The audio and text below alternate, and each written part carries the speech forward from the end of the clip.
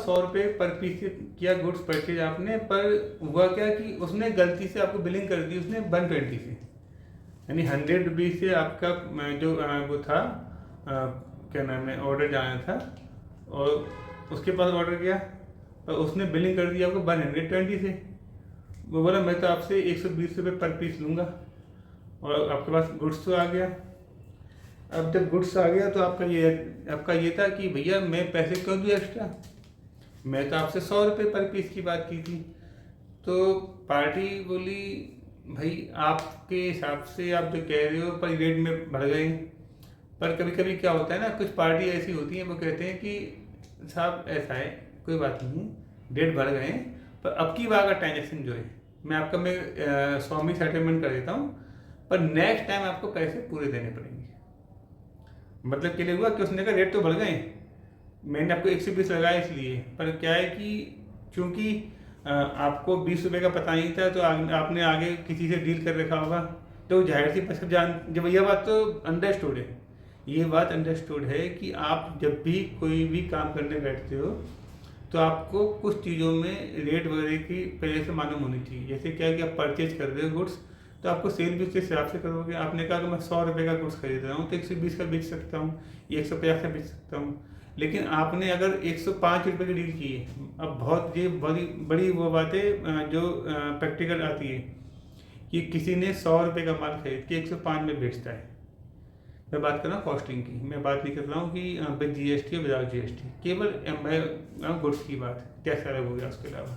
तो 100 रुपये का आपने ये कोई माल खरीदा, और 100 रुपये का माल खरीदा, आपने कहा कि मैं ऐसे 105 का बेचूंगा आगे, तो आपको जो पार्टी ने अगर 120 की बिलिंग कर दी तो 15 रुपये पर पीस का आपका लॉस हो गया।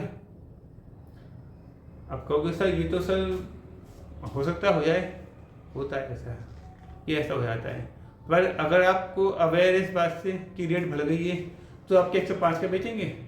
आप कहोगे रेट बढ़ गई है भैया, मैं तो 120 का आएगा अगला वाला, स्टॉक में है 100 रुपये का, पर अगला जो माल आएगा इसको बेचने के बाद वो 120 की रेट से आएगा। तो आपने क्या किया कि भाई जो आने वाले गुड्स थे बहुत से, इसी में तो मुनाफा जो प्रॉफिट है वो तो एडिशनल प्रॉफिट है। उसने कहा कि ठीक है अगला वाला जो है क्या नाम है गुड्स आएगा जो वो 120 से आएगा। अभी से उसने रेट बढ़ा दी कि भाई मैं आपको 125 का दे पाऊंगा, ये 126 का, 130 का।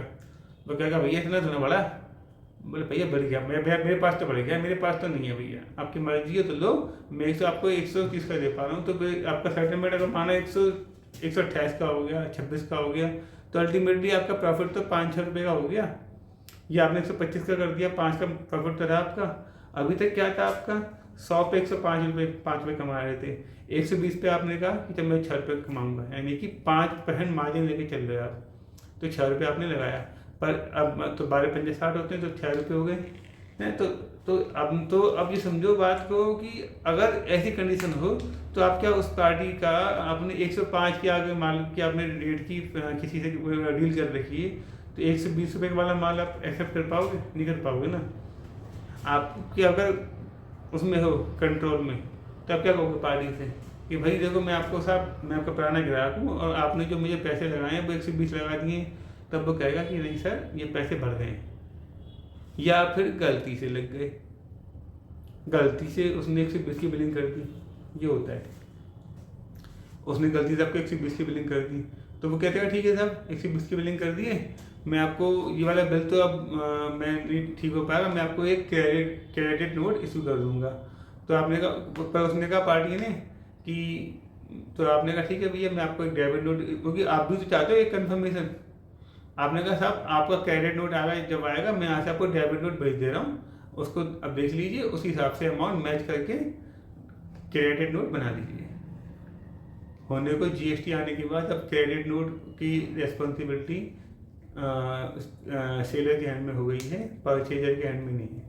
अब परचेजर जो है वो क्रेडिट नोट जो आएगा वो सेलर के हैंड में रहता है। क्योंकि होता क्या था, पहले लोग वह करते क्या थे कि किसी का माल आ गया लेके यहाँ से डेबिट नोट इशू कर दिया और सेलर ने उसको एक्सेप्ट ही नहीं किया है, तो वो वाला जो था वो वो कंडीशन थी। आपने तो यहाँ से माल वापस दिखा दिया, माल वापस भेज भी दिया, उस पार्टी ने उसे एक्सेप्ट ही नहीं किया, पर मैं तो नहीं ले रहा ऐसे। अल्टीमेटली क्या हो रहा है, एक तरह से एक कॉम्प्लाइंस फालतू में बढ़ जाती थी। मैं ज़्यादा टेक्निकल नहीं जा रहा, आप लोगों को दिक्कत हो, क्योंकि अभी जब काफ़ी थोड़े से आगे की क्लासेस में पॉइंट डिस्कस करने वाले हैं। तो डेबिट नोट और क्रेडिट नोट में ये था कि जब हमारी बात हुई, अगर मैंने रेट डिफरेंस में अगर मैंने बात की आपसे, मैंने अगर 100 रुपये का जो मेरी प्राइस थी वो मुझे 120 की मिली, तो मुझे 20 रुपये का मैंने डेबिट नोट इशू कर दिया। ठीक है। दूसरा डिफेक्टिव गुड्स, माल में खराबी। आपने कहा जो माल आया है उसकी क्वालिटी डाउन है, यानी कि क्वालिटी डाउन का मतलब क्या हुआ कि जैसे आपने कहा कि मेरे पास जो आइटम आया उसके अंदर सब माल खराब है, तो उसमें दो ऑप्शन होते हैं। पार्टी कहती है एक काम करो भैया, माल तो खराब है मुझे ही मालूम है। जैसे आपने उससे कहा, वो उसका बंदा आ गया चेक करने के लिए, तो उसने देखा कि माल में कमी है, कहीं पे गुड्स में कमी है, कहीं पे माल ख़राब हो रहा है, समझिए। तो उसने देखा कि तमाम माल ख़राब है, जो पार्टी परचेजर है वो तो ना आपसे आगे माल लेने वाला है अगर माल ऐसा ख़राब बेचोगे। तो वो कहेगा सर ठीक है, आपका जो लॉस हुआ है मैं आपको कंपनसेट कर देता हूँ। तो अब बोले कैसे कंपनसेट करोगे? बोले एक काम करो, आपको क्या लगता है, वो आपसे पूछता है। तो जो परचेजर बोला कि मेरे को लगता है कि कम से कम इसके अंदर 20% माल बेकार जाएगा। जो आदमी मैन्युफैक्चरिंग करता है वो इस चीज़ से बहुत ज़्यादा वो होगा कंफर्टेबल, कि जब हम कोई भी चीज़ मैन्युफैक्चर करते हैं तब हमको दिक्कत इसी चीज़ की आती है कि कोई भी रॉ मटेरियल हमारा कितना आउटपुट निकला उसमें से। अगर हमको किसी चीज़ का आउटपुट निकल के नहीं आ रहा तो हमको बेचना फ़ायदा क्या है? आप समझो कि मैंने कोई 2 किलो खरीदा, मैं 2 किलो कोई रॉ मटेरियल खरीदा, उसको लेके मैंने प्रोसेस पर लगाया, तो मेरा 2 किलो का प्रोसेस हो गया, आउटपुट का परसेंटेज रहता था मेरा कि 80% यानी 80% माल सही जाएगा। तो 2 किलो का 80% कितना हुआ? 1 किलो 600 ग्राम। 1 किलो 600 ग्राम आउटपुट आ रहा है, सही है। पर उसने देखा कि जब उसने गुड्स 2 किलो मंगाया और उसका आउटपुट निकल के आया 1 किलो, कितना आया था? 80%। कितना? 1 किलो 50% आया भाई। उसका लॉस कितना हो गया? उसका अच्छा लॉस हो गया, 600 ग्राम का उसका जो है आउटपुट कम आया, तो उसके लिए तो दिक्कत है। तो वो उसी चीज़ की आपसे कंपनसेट करने के रहे हैं कि आपका सर जो लॉस है उसको मैं कंपनसेट कर देते हैं।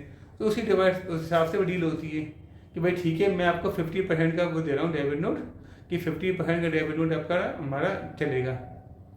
तो आपने कहा, तो उसका आपका जो नेगोशिएशन है, माना वो सेटलमेंट क्या होता है 30% पे 40%, जो भी अमाउंट पे होता है सेटलमेंट होता है, तब वो कहता है कि ठीक है सर आप मुझे डेबिट नोट इशू कर दीजिए, मैं आपको क्रेडिट नोट इशू कर दूंगा। तो डिफेक्टिव गुड्स में ये चीज़ें बहुत रहती है। तो आपने कहा 100 का प्राइस था और आपने कहा 100 का प्राइस था, तो आपने कहा भाई मैं आपको 50% का दे रहा हूँ डेबिट नोट, यानी आपने 50 रुपये माइनस करने की बात कह दी।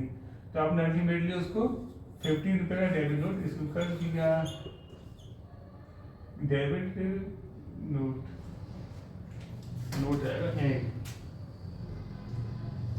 ठीक है, हमने इसको इशू कर दिया डेबिट नोट,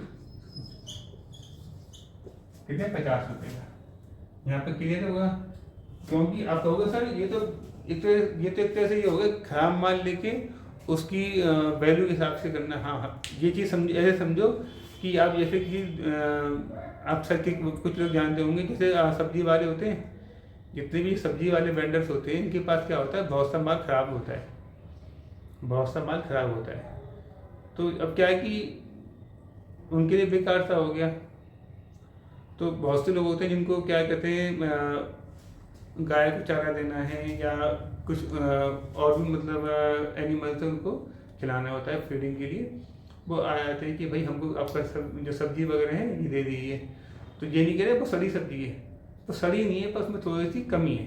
कमी से मतलब जैसे क्या है कि पालक थोड़ा सा गल गया है, पूरा नहीं, माना बड़ा एक गड्डी पालक है, एक गड्डी मतलब एक बंच हो गया पालक का, उसमें थोड़ा पालक उसमें पानी में गल गया है, तो उसमें समझो कि 50% ऐसा है जो सही रहेगा। तो ऐसी सब्जी बिकती तो है नहीं।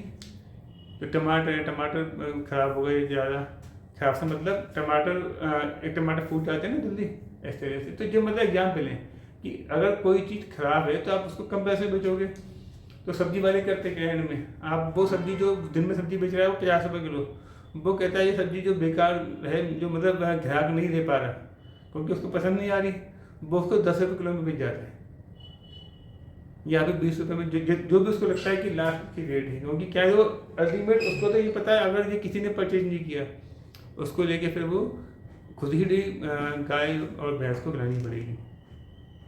आप ये बात समझ सकते हैं ना कि जो वो एक तरह से अपना लॉस को कम से कम करने की कोशिश कर रहा है, वो कह रहा है कुछ तो मिल जाए, इसलिए वो कम में बेचता है। तो इस बार केस में ये नहीं हुआ है, इस केस में तो ये हुआ है कि हमने उससे एक सही माल मंगाया था 100 रुपये के हिसाब से, पर चूंकि उसमें खराब ही निकली तो हमने उसको कहा भाई हमारा माल ये वाला अच्छा नहीं है, अगर इतनी खराब माल बेचना था तो हमको हम फिर आपसे 50 में माल खरीदते, तो हमको ऐसा माल चाहिए नहीं आगे से। वो आपको पार्टी को नहीं बिगाड़ना, तो कहेगा ठीक है आप कोई बात नहीं है, आप आराम से इसको 50 रुपये में डील हमारी हो गई, 50 रुपये आप डेबिट नोट काट दीजिए, अगला माल आपको आएगा 100 रुपये की रेट से, इस तरह से रहेगा, कोई दिक्कत उसमें नहीं रहेगी। तो मतलब इसका ये हुआ कि 50 रुपये उसको हमने डेबिट नोट इशू कर दिया, ठीक है, पर वो हमको बदले में उसको क्रेडिट नोट इशू करेगा।